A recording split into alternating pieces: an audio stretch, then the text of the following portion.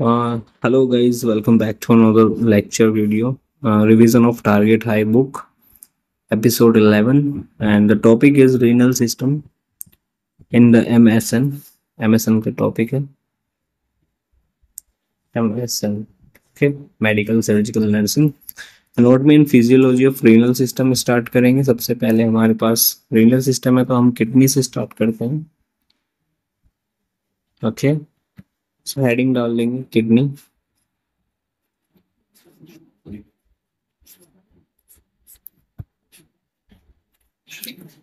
तो paired or brownish red structures located retroperitoneally. Okay, तो इसकी लोकेशन और इसके कलर पे बात कर लेते हैं. पेयर्ड यानी कि दो दो किडनी है, वन पेयर्ड बोलते हैं, और ब्राउनिश है.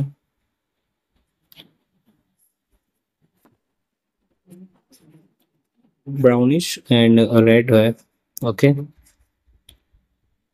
या आप इसको रेडिश ब्राउन भी कह सकते हैं. ठीक है. And then structures located रेट्रोपेरिटोनियली.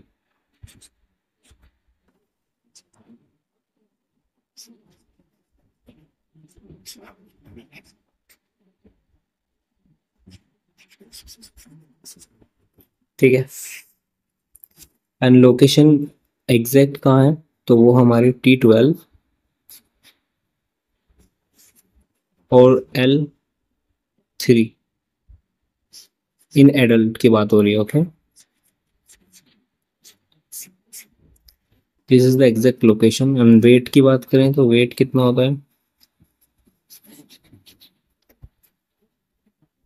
120 to 170 ग्राम. 120 से लेके 170 ग्राम होता है. डायमेंशन की बात करें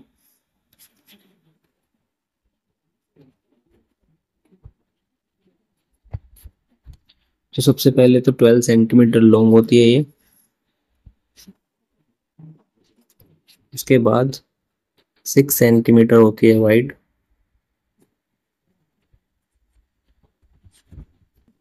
एंड उसके बाद 2.5 सेंटीमीटर होती है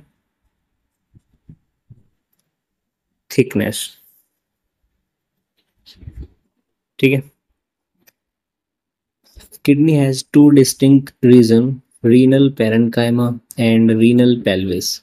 तो इसके पास दो डिस्टिंक्ट रीजन होते हैं जिसका नाम है रीनल पैरेन्काइमा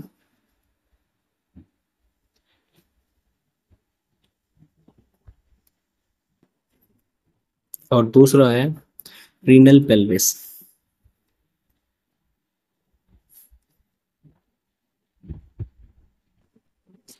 ओके, नेक्स्ट चलते हैं. The left kidney is slightly higher located behind the 11th rib and the right kidney is located behind the 12th rib because of the lever position. Liver की position की वजह से जो हमारी left kidney है वो 11th rib पे आती है, behind the 11th rib. Okay, and जो राइट किडनी है वो हमारी 12th rib पे आती है, बिहाइंड. नेक्स्ट चलते हैं. रीनल पैरेन्काइमा क्या होता है. सो इसको अंडरस्टैंड करने के लिए इसको मैं बता देता हूँ आपको. It is further divided into cortex and medulla. Renal parenchyma जो है ये डिवाइडेड होता है जाके,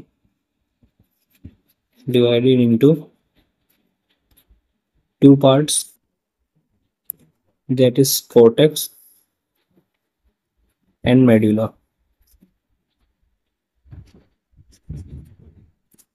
ठीक है. And next we have cortex contains glomeruli, proximal and distal tubules and cortical connecting duct. So cortex के पास हमारे कितने वो आ गए पार्ट्स. सबसे पहला आता है contains glomeruli,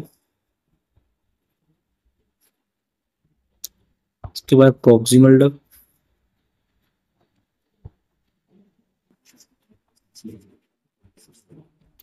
ठीक है. उसके बाद डिस्टल ट्यूब्यूल, इसको डक्ट नहीं बोलेंगे, ठीक है। Distal tubule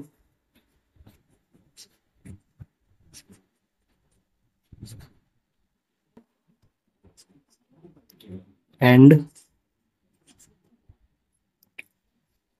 cortical collecting duct.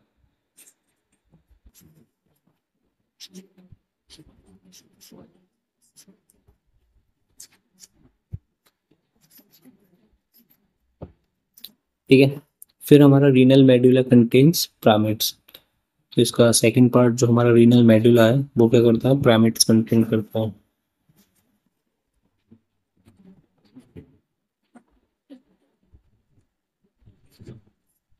ठीक है।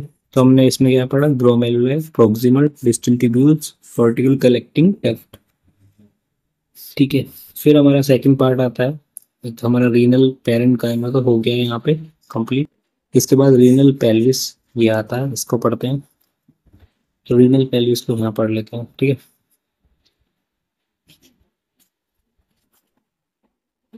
रीनल पेल्विस में क्या क्या आता है, रीनल पेल्विस और हाइलम।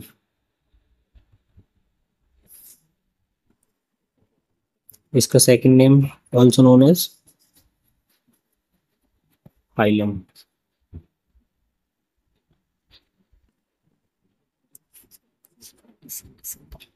ठीक है। Area through which artery, veins and nerves enter and leave kidney.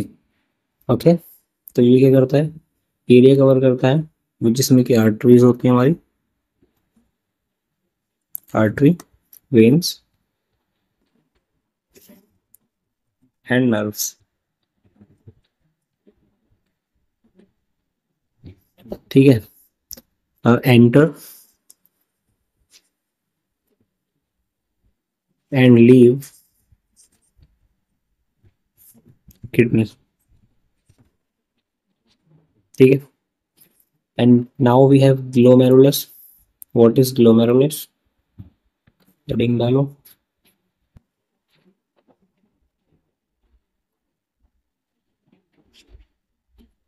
Glomerulus, so glomerulus renal artery is a branch of abdominal aorta.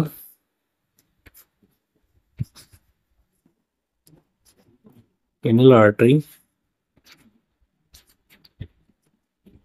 is a branch of aorta, abdominal aorta.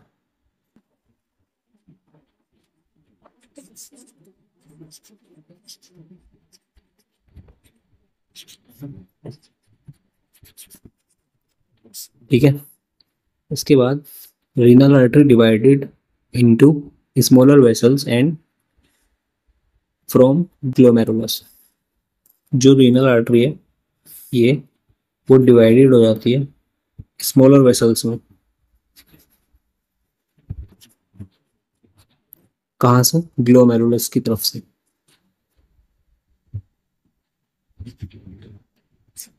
ठीक है।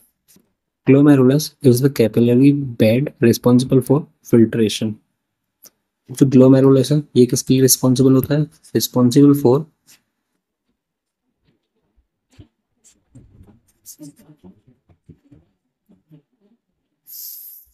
Filtration.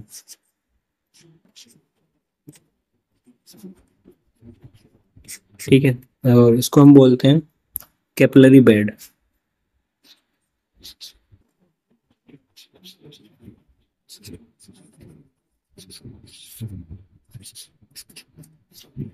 ठीक है।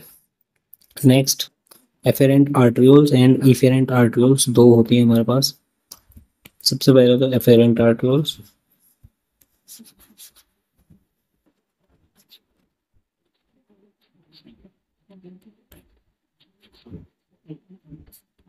इसका क्या काम होता है, अ blood enters into the glomerulus through it. इसके थ्रू ग्लोमेरुलस में जो ब्लड है वो एंटर करता है, enter in glomerulus. Okay. And remember one thing, before E entry, before exit. And efferent arterioles क्या होता है, ये एफेरेंट तो पढ़ लिया और इफरेंट तो पढ़ लो। EENT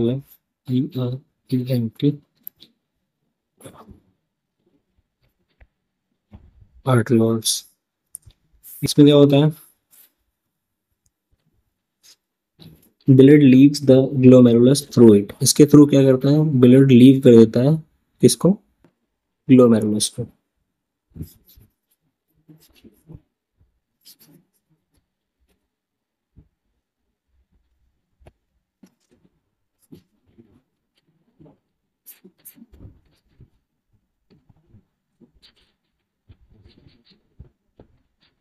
नेक्स्ट, नॉर्मल जीएफआर कितना होता है, glomerulus filtration rate, GFR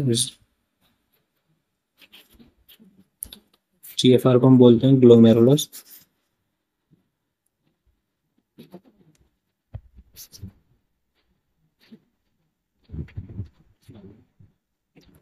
filtration rate, जो कि हमारा होता है 90 to 120 ml पर मिनट।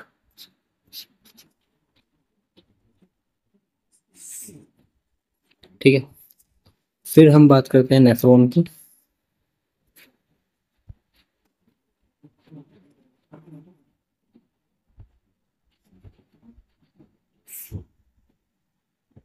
नेफ्रॉन क्या है, फंक्शनल यूनिट। सबसे पहले तो एक क्वेश्चन आता है कि what is functional unit of kidney. तो नेफ्रॉन क्या है, फंक्शनल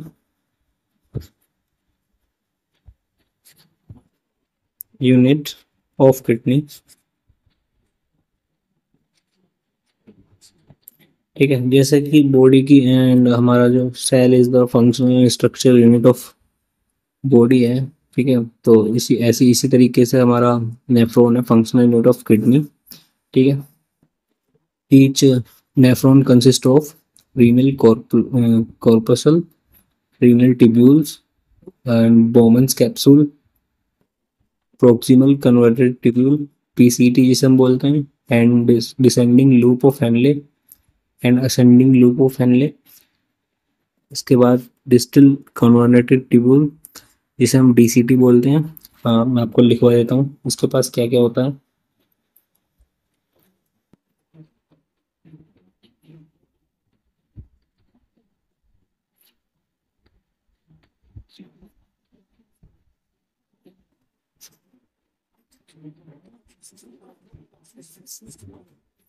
कंसिस्ट ऑफ, सबसे पहले तो renal corpuscle,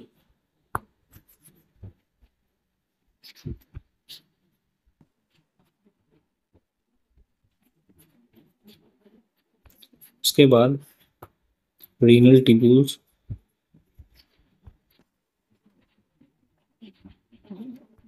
and the next Bowman's capsule,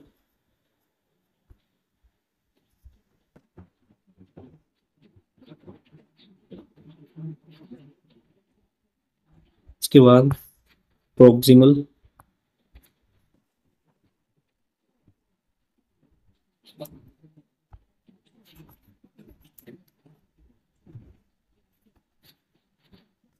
convoluted tubules,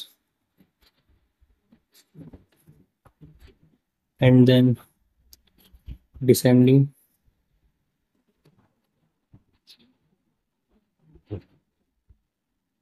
loop of Henle,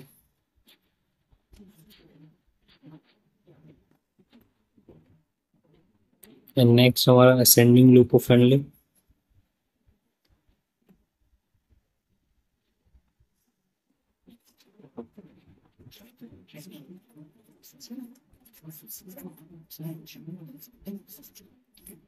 and the next distal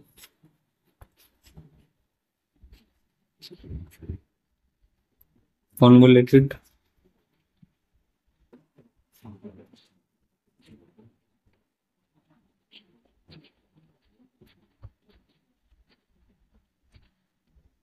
tubule।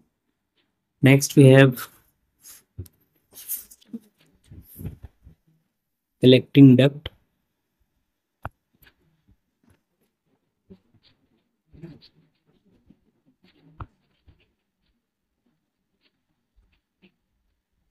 ठीक है, these are the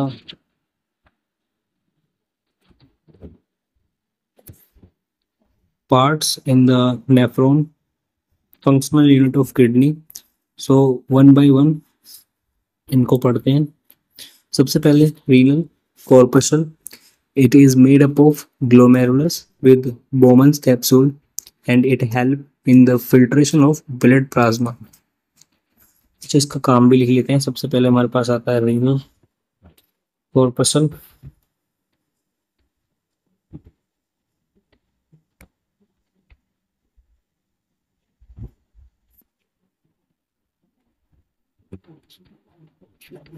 जिसका काम है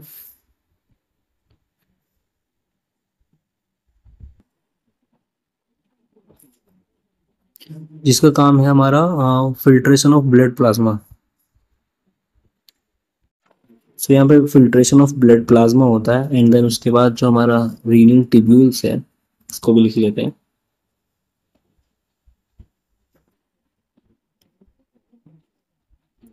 इसमें क्या होता है कि it is made up of proximal converted tubule. ये किससे बना होता है? PCT से. And loop of Henley and distal convoluted tubule and collecting duct, and these structure help in reabsorption of carrying away the filtrate. Okay, collecting duct empties into minor calyx then to major calyx and it opens to renal pelvis. ठीक है. अब सबसे पहले क्या होता है कि जो हमारा रीनल ट्यूब्यूल्स है वो किस किस से मिलके बना होता है, तो वो लिख लीजिए हैं हम सबसे पहले. तो जिसमें कि हमारा ये प्रोक्सिमल कन्वर्टेड ट्यूब्यूल PCT, मैं यहाँ पर शॉर्ट फॉर्म लिखवा देता हूँ ताकि आपको इजी पड़े. PCT plus loop of Henle and then DCT and collecting duct. Okay, and these structure help to reabsorption के लिए हेल्प करते हैं ये. और जो कलेक्टिंग डक्ट है वो एम्प्टी होती है. इसमें कलेक्टिंग डक्ट ये एम्प्टी हो जाती है. किसमें होती है? तो ये माइनर कैलिक्स में होती है.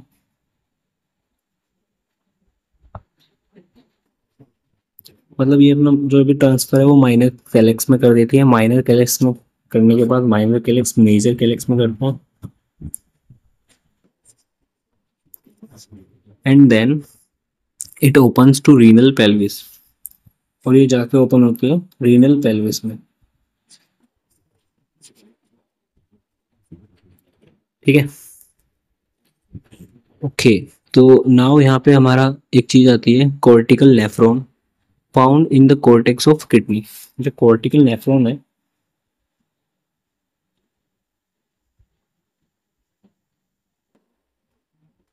ये हमें फाउंड होता है and cortex of kidney.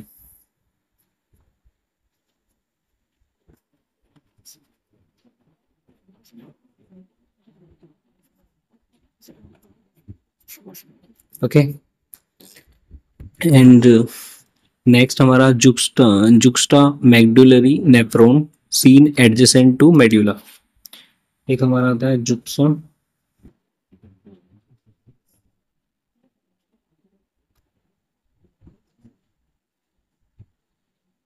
Medullary nephron जो कि हमारा सीन एडजेसेंट टू मेडुला.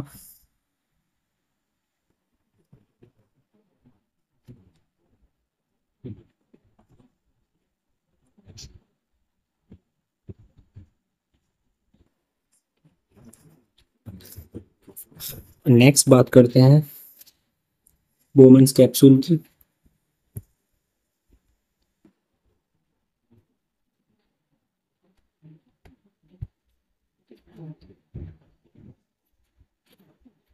जो कि बोमन्स कैप्सूल हमारा क्या करता है? डबल वॉल्ड कैप्सूल होता है, surround with glomerulus.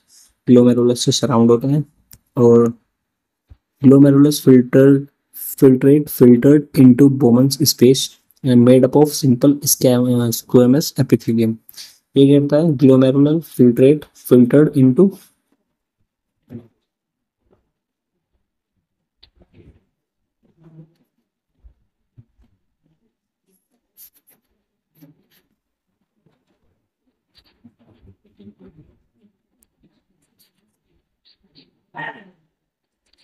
filtered into Bowman's space।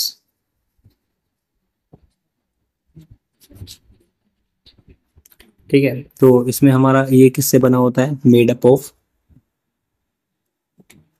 जो हमारा बोमन्स कैप्सूल है किससे बना होता है, मेड अप ऑफ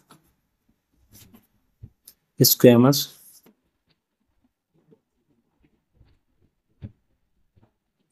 एपिथेलियम।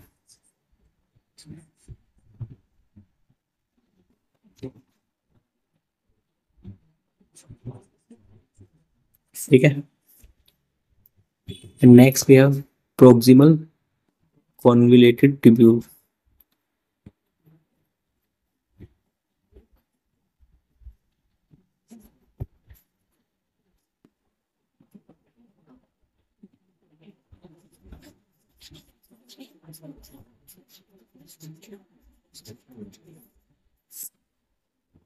जिसमें कि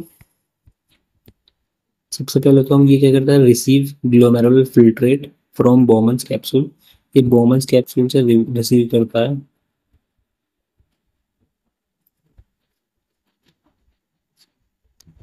कैप्सूल से जो करता है रिसीव करता है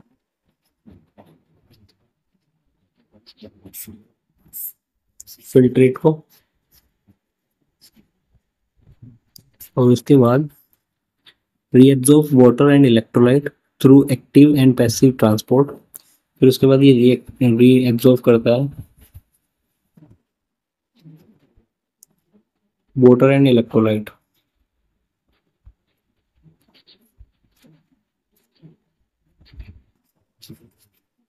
ठीक, उसके बाद क्या करेगा, एक्टिव एंड पैसिव ट्रांसपोर्ट, किसके through, through active and passive transport. ठीक है, next made up of cuboidal epithelium. ये किससे बना होता है,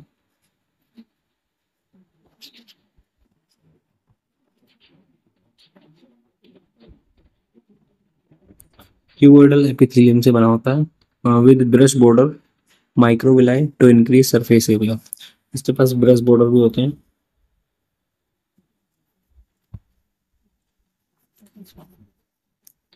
एंड माइक्रोविलाई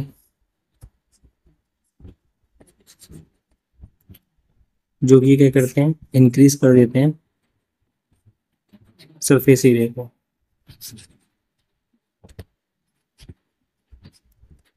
ठीक है, नेक्स्ट हमारे पास है डिसेंडिंग लूप ऑफ हेनले।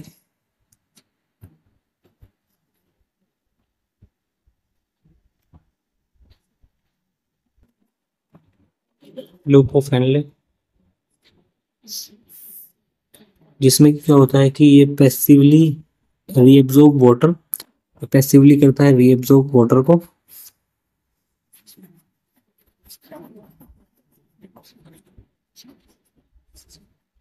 ठीक है। तो ये क्या करता है, thin part made up of squamous simple squamous cells, जो इसका थिन पार्ट है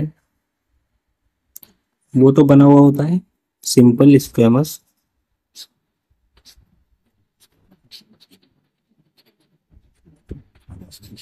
सेल से। ठीक है, and loop diuretics work in this area. यहाँ पे क्या करते हैं, लूप डायूरेटिक वर्क करते हैं।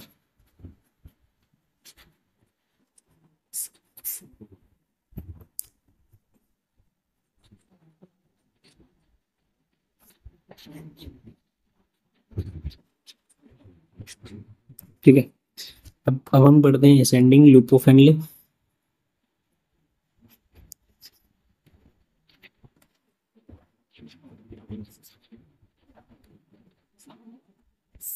इसमें क्या होता है, पैसिवली रीअब्सॉर्ब करता है सोडियम एंड क्लोरीन को,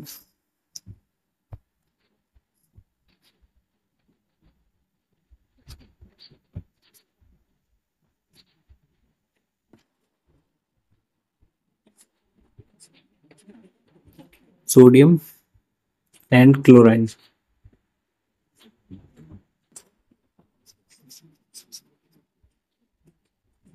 इनको ये पैसिवली क्या करता है, रीअब्जॉर्ब करता है। और थिक पार्ट इसका बना होता है सिंपल क्यूबॉइडल सेल से। उसका थिन पार्ट था, इसका थिक पार्ट है।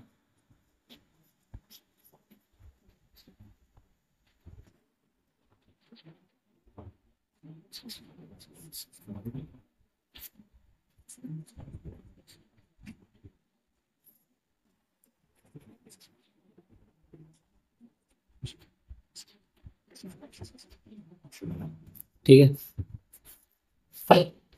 Fluid receive from descending loop of Henley is rich in salt and urea.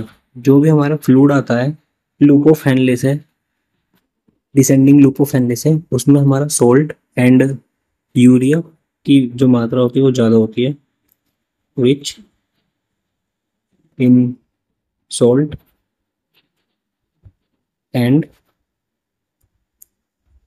Urea. तो ये भी एक पॉइंट है। ठीक है। Salt is reabsorbed to the surroundings from the thin part of the ascending loop of Henle. Ascending loop of Henle से जो जो थिन पार्ट है उसमें से सॉल्ट जो हमारा है वो रीअब्सॉर्ब हो जाता है।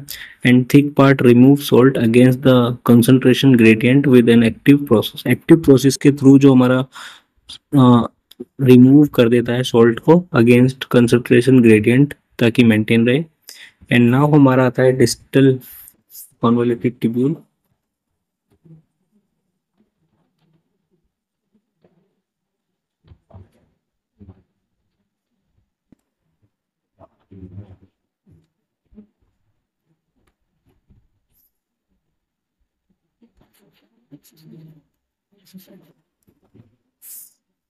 इसमें होता है actively and passively remove sodium and water.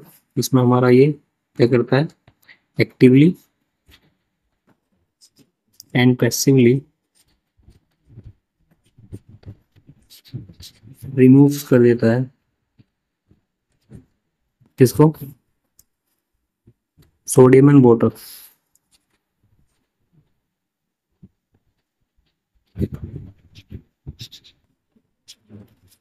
ठीक है।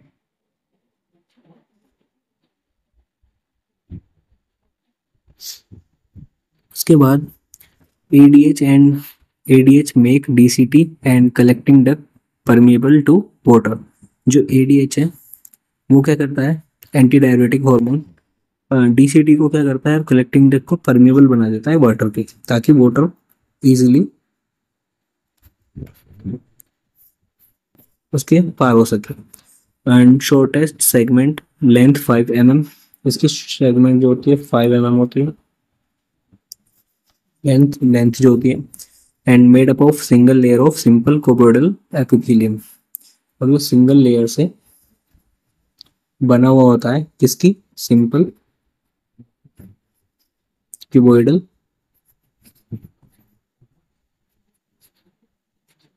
Epithelium.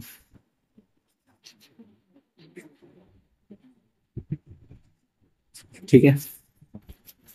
Next principal cells of this part regulate water reabsorption by ADH।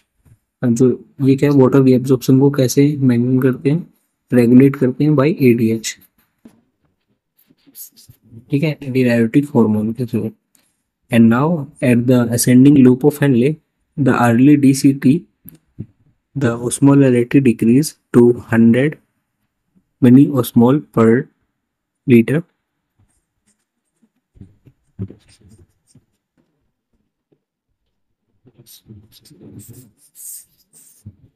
And due to ion reabsorption, and these two segments together are known as diluting segment।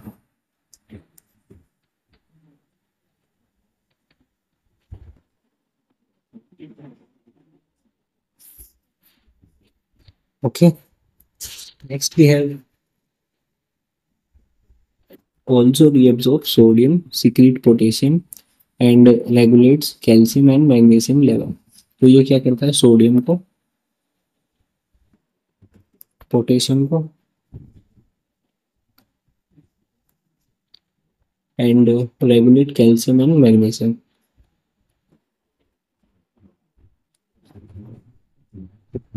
ठीक है, तो इनको भी ये reabsorb करता है। ठीक है, next we have collecting duct.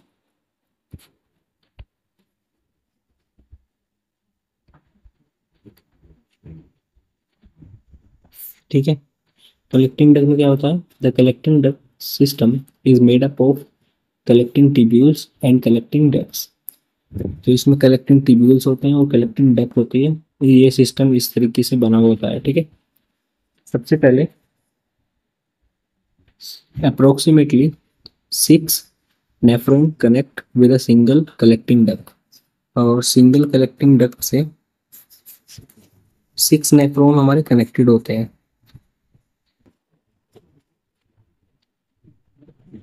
Okay, उसके बाद 20 large collecting ducts from the papillary of Bellini and this opens into the papilla। अब जो 20 लार्ज कलेक्टिंग डक्ट है, एक कलेक्टिंग डक्ट से क्या होता है कि एक कलेक्टिंग डक्ट से 6 नेफ्रॉन है, तो 20 लार्ज कलेक्टिंग डक्ट है, उनसे हमारा पेपिलरी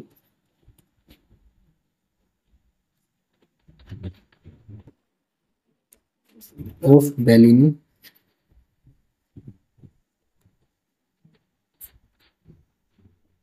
एंड ओपन इनटू पेपिलिया।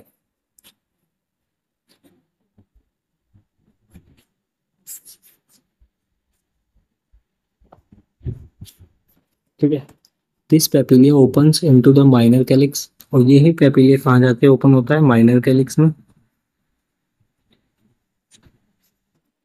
उसके बाद 8 and 18 minor calyx are present in one kidney.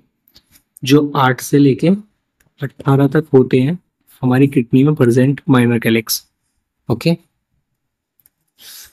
तो यहाँ तक ये लेक्चर था। इसके बाद हम पढ़ेंगे यूरेटर नेक्स्ट वीडियो में। उसके बाद पढ़ेंगे urinary bladder.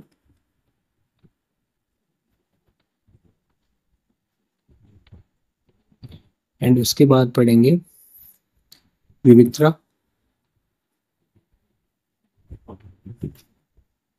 And then function of kidney.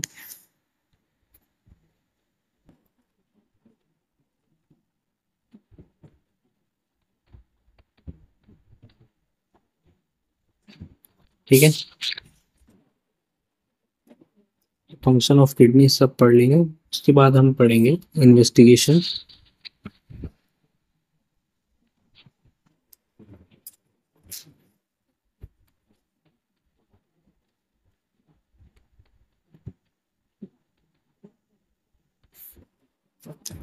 And next, disorder of renal system।